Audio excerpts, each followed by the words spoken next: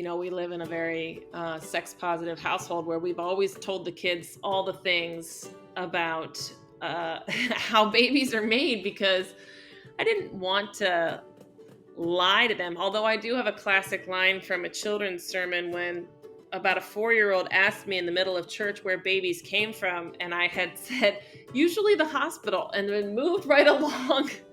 Because I didn't want to get into it in the middle of church. But when it's your own kids, you can spend more time unpacking that. Right. But to offer an annual remembrance for me has been really, really important. Because I did experience an early loss, much like you and Laura did. But when we had a son that was stillborn, I held that baby, I kissed that baby, I touched that baby, I dressed that baby, and when I tell people, I know a lot of women that are braver than I that say, well, I have 3 children, but 2 of them are alive. And I will say that to people that I'm very close to. That is the message. That's exactly the message. You are not alone in this. And whether you are ready to talk about it, if you're ever ready, I want you to know that you are not alone in this.